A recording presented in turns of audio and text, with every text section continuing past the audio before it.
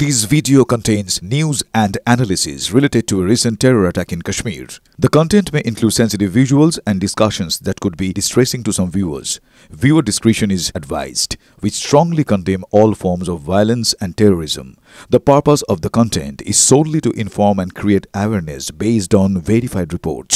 MDH chana masala এখন ছোলা হোক বা বরবটি দানা, সাদা চানা হোক বা কালো, সব রান্নাই হবে অসাধারণ। সরেজমিনে তদন্ত করতে আজ বৈতরণে এনআইএ ডিজি। এই মুহূর্তের বড় আপডেট পাওয়া যাচ্ছে। গতকাল ঘটনাস্থলে 3D ম্যাপিং করে এনআইএ, আর আজ সেখানে যাবেন এনআইএ ডিজি। আরো বিস্তারিত জানতে কি করবেন তিনি, গিয়ে কি কি খতিয়ে দেখবেন, কথা বলবো আমাদের সঙ্গে সহকর্মী সিজার রয়েছেন ঘটনাস্থল থেকে, একেবারে গ্রাউন্ড জিরো থেকে। সিজার, একদমই দীপ, আমি এই মুহূর্তে দাঁড়িয়ে আছি পেহেলগামে এবং এখান থেকে কিছুটা ওপরেই সেই বৈশানার ভ্যালি, যেখানে এই হত্যাকাণ্ড সংঘটিত হয়েছে। আমরা প্রথম ঘটনার পরের দিনে কিন্তু এনআইএ প্রাথমিক অনুসন্ধান করেছিল, পরবর্তীকালে এফআইআর তারা রেজিস্টার করার পরে এই মুহূর্তে তারা পেহেলগাম থানায় ক্যাম্প করে কার্যত পরবর্তী তদন্ত চালিয়ে নিয়ে যাচ্ছেন। এবং আমরা যেটা এনআইএ সূত্র থেকে জানতে পারছি, আজকে ডিজি এনআইএ তিনি নিজে ওই ভ্যালি, অর্থাৎ যে বদ্ধভূমি যেখানে 26 জন পর্যটককে গুলি করে হত্যা করা হয়, সেই জায়গাটা নিজে দেখবেন। গতকাল 3D ম্যাপিং করা হয় ফরেন্সিক বিশেষজ্ঞদের পক্ষ থেকে এবং সেখানকার ছোটোখাটো যে সমস্ত তথ্য প্রমাণ রয়েছে সেগুলোকে একত্রিত করা হয়েছে। পাশাপাশি অন্তত 200 থেকে 250 জন স্থানীয় ব্যক্তিকে জিজ্ঞাসাবাদ করা হচ্ছে, কারণ ওই সময় ওই ভ্যালিতে যারা ছিলেন, যারা ঘোড়া চালক হোক, স্থানীয় যারা শাল বিক্রেতা, স্থানীয় খাবার বিক্রেতা, ওই ভ্যালির মধ্যে কয়েকজন ফটোগ্রাফার ছিলেন যারা পর্যটকদের ছবি তোলেন, কয়েকজন স্থানীয় কিশোরী ছিলেন যারা পর্যটকদের বিভিন্ন পোশাক, কাশ্মীরি পোশাক দেন। এরা কিন্তু গোটা ঘটনার প্রত্যক্ষদর্শী এবং এই প্রত্যক্ষদর্শী হিসেবে একদিকে যেমন পর্যটকদের পরিবারের বয়ান রেকর্ড করা হয়েছে, আমরা দেখেছি কলকাতাতে পর্যটকদের পরিবারের বয়ান রেকর্ড করা হয়েছে, ঠিক সেরকমই ভারতের বিভিন্ন প্রান্তে পর্যটকরা যারা মৃত বা আহত তাদের পরিবারের সঙ্গে কথা বলা হয়েছে। পাশাপাশি এই স্থানীয় ব্যক্তিদের বয়ান রেকর্ড করে একটা রিকনস্ট্রাকশন করা হচ্ছে এবং সেই রিকনস্ট্রাকশনের জায়গা থেকেই কিন্তু এনআইএ প্রাথমিকভাবে সেই উৎসটা খোঁজার চেষ্টা করছে, যেখান থেকে এই জঙ্গিরা এখানকার কাদের মাধ্যমে এই রেকি করে, কাদের কাছ থেকে আশ্রয় পায়, কাদের কাছ থেকে লজিস্টিক সাপোর্ট পায়, সেই জায়গাটা পর্যন্ত পৌঁছতে পারলেই তারা মনে করছেন এই জঙ্গিদের পর্যন্ত পৌঁছানো এবং এর পেছনে যারা মাস্টার মাইন্ড রয়েছে তাদের কাছে পৌঁছানো সম্ভব হবে। বেশ সিজার, অনেক ধন্যবাদ তোমাকে, নজর রাখো। এবার প্রেস কর্নারে আরো একটা বড় ব্রেকিং এ নজর রাখবো। আসুন আপনাকে দেখাই প্লাজমায় এই মুহূর্তে আরো একটা বড় খবরে নজর রাখবো। পিসারকে বলবো প্লাজমায় বিগ নিউজটা দিতে। দেখুন, বৈতরণে যে জঙ্গির হামলা চালিয়েছিল তার আগে তারা রেকি করেছিল। এই মুহূর্তে আরো একটা বড় খবর পাওয়া যাচ্ছে, রেকি করে হামলায় মদদ লস্করের এক কমান্ডার। এই মুহূর্তে এই খবর পাওয়া যাচ্ছে, বৈতরণে রেকি করে হামলা চালিয়েছিল জঙ্গিরা, এমন এক সূত্রের খবর। রেকি করে হামলায় মদদ লস্করের এক কমান্ডারের। এই বিষয়ে আরো বিস্তারিত জানতে কথা বলবো আমাদের আরো এক সহকর্মী ডিফেন্স করেসপন্ডেন্ট সায়ন্ত আমাদের সঙ্গে রয়েছেন। সায়ন্ত, এখনো পর্যন্ত জঙ্গিদের রেকি সম্পর্কে আর কি কি জানা যাচ্ছে?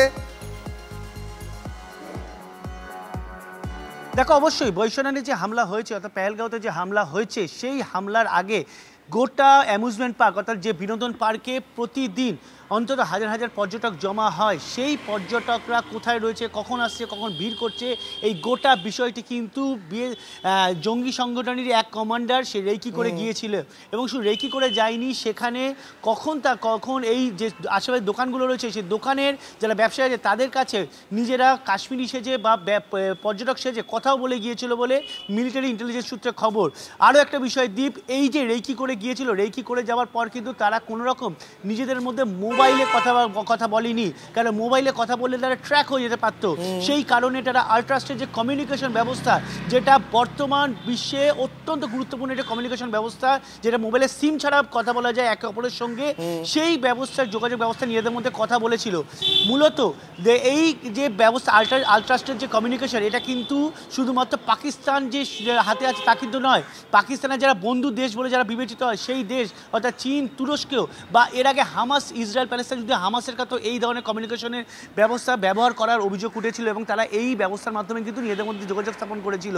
স্বাভাবিকভাবেই কোথাও মনে করা হচ্ছে এই যে সংগঠন, এই জঙ্গি সংগঠনের পেছনে যে কোনো পাকিস্তানের বন্ধু দেশ বা হামাসের মতো জঙ্গি সংগঠন যুক্ত রয়েছে, তা কিন্তু এই ধরনের অত্যাধুনিক যোগাযোগ ব্যবস্থা জঙ্গিদের কাছে থাকাতেই প্রমাণিত হয়ে যাচ্ছে এবং সেটা যে এই থেকেই মূলত প্রমাণ হচ্ছে যে শুধুমাত্র শুধুমাত্র হাতে বন্দুক দিয়েই তাদেরকে সাধারণ নাগরিকদের মারতে পাঠানো হয়নি, তাদেরকে কিন্তু প্রযুক্তিগতভাবেও তাদেরকে অনেক বেশি প্রশিক্ষিত করা হয়েছে, যাতে তারা সেখান থেকে ঘটনা ঘটানোর পর তারা পালিয়ে যেতে সক্ষম হয়। অর্থাৎ গোটা বিষয়টা কিন্তু এক দুদিন হয়নি, পুরো পরিকল্পনা কিন্তু অন্তত 1 থেকে 1.5 মাস ধরে। একেবারে অনেক ধন্যবাদ তোমাকে। নজর রাখো।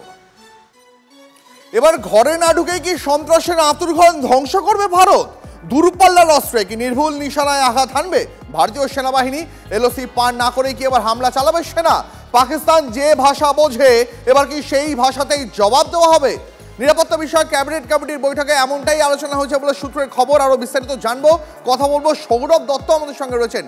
সৌরভ, ভারত কি তাহলে এবার প্ল্যান করছে ভারতের ভাড়ারে যে ইন্টারকন্টিনেন্টাল ব্যালিস্টিক মিসাইল বা ICBM আছে, যেগুলোর পাল্লা কয়েকটার পাল্লা তো 10,000 কিলোমিটারের কাছাকাছি, সেই সমস্ত ব্যালিস্টিক মিসাইল দিয়েই কি এবার পাকিস্তানে হামলা প্রত্যাঘাত?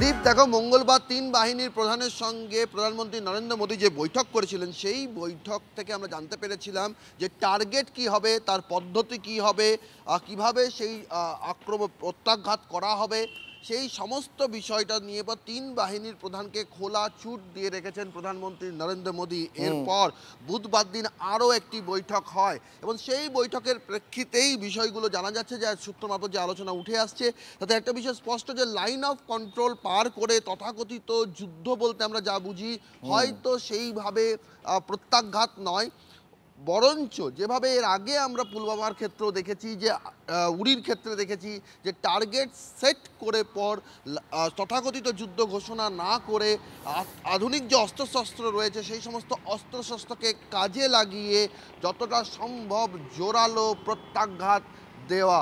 কারণ ভারত মনে করছে যে সরাসরি যুদ্ধ ঘোষণা করলে আন্তর্জাতিক যে সম্পর্কগুলো রয়েছে, কূটনৈতিক যে সম্পর্কগুলো রয়েছে, সেক্ষেত্রেও অনেক ক্ষেত্রে প্রভাব পড়তে পারে। তার পরিবর্তে তারা এই স্ট্র্যাটেজিক অবস্থান নিয়েছেন, এমনটাই সূত্র মারফত খবর পাওয়া যাচ্ছে। দীপ, সৌরভ, অনেক ধন্যবাদ তোমাকে। নজর রাখো। আচ্ছা, জলের পর এবার আকাশপথেও কি পাকিস্তানকে টাইট দিচ্ছে ভারত? পাক যুদ্ধ বিমানের গতিবিধি রুখতে এবার এমনই অত্যাধুনিক জ্যামার সিস্টেম বসালো ভারত। ভারত পাক সীমান্তের একাধিক জায়গায় বসলো হাই ফ্রিকোয়েন্সি জ্যামার সিস্টেম। ভারতের আকাশে এখন থেকে আর চোখ তুলে দেখাতে পারবে না পাক F-16 বিমান। ভারতের কৌশলে বিপদে পড়বে পাক বায়ুসেনা, এমনটাই মনে করছেন সামরিক বিশেষজ্ঞরা।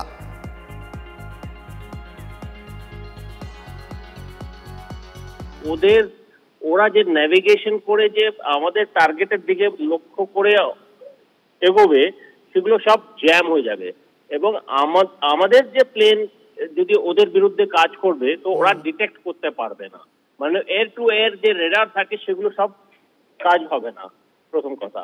দ্বিতীয় হচ্ছে কি, আমাদের যে অ্যাটাক যখন আমরা করব, আমরা সব সুবিধা ওগুলো পাবো, কিন্তু ওদের যে সব প্লেনগুলো, ওরা আর সেই ধরনের কোন রকমের রেডারের মাধ্যমে যেগুলো সুবিধাগুলো পাওয়া যায় পাইলটের কাছে, সেগুলো সব একদম কাজ হবে না।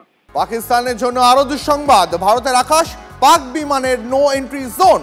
পাকিস্তানের বিমানের জন্য আকাশ সীমা বন্ধ করলো ভারত। 23শে মে পর্যন্ত পাকিস্তানের জন্য আকাশ সীমা বন্ধ, যার ফলে এখন পাক বিমানকে অনেকটা ঘুরপথে অন্য দেশে পৌঁছতে হচ্ছে, খরচ হচ্ছে বাড়তি।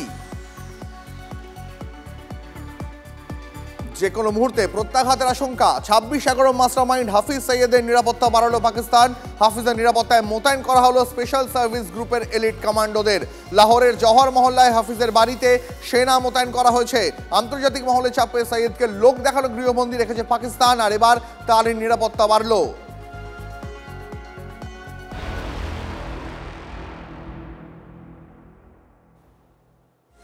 পাক ডিজিএমওকে সতর্ক করার পরেও উস্কানি অব্যাহত রয়েছে। ফের অস্ত্রবিরতি চুক্তির লঙ্ঘন পাকিস্তানের। কুপওয়ারা, উরি, আখনুরের মতন সেক্টরে গুলি চালিয়ে যাচ্ছে পাক রেঞ্জার্সরা। রাতের অন্ধকারে পরপর 7 দিন বিনা প্ররোচনায় গুলি চালাচ্ছে পাকিস্তান, আর পাশাপাশি পাক সেনাবাহিনীকে যোগ্য জবাব দিচ্ছে ভারতীয় সেনাও।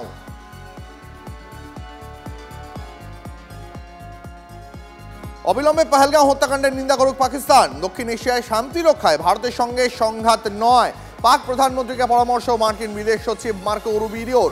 ভারতের বিরুদ্ধে যুদ্ধের প্ররোচনার অভিযোগ নস্যাৎ। পাক প্রধানমন্ত্রী দিল্লির বিরুদ্ধে অভিযোগকে শটান খারিজ করে দিলেন মার্কিন বিদেশ সচিব। বিদেশমন্ত্রী এস জয়শঙ্করকে ফোন করে পহেলগাঁও হামলার নিন্দা মার্কিন বিদেশ সচিবের। সন্ত্রাসের বিরুদ্ধে লড়াইয়ে ভারতের পাশেই আমেরিকা, বার্তা মার্কিন বিদেশ সচিব মার্কো রুবিওর।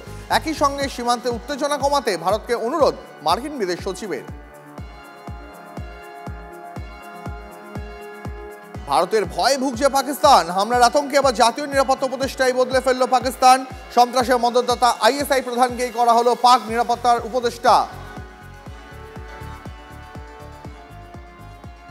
পাকিস্তানের নতুন জাতীয় নিরাপত্তা উপদেষ্টা হলেন আসিম মালিক।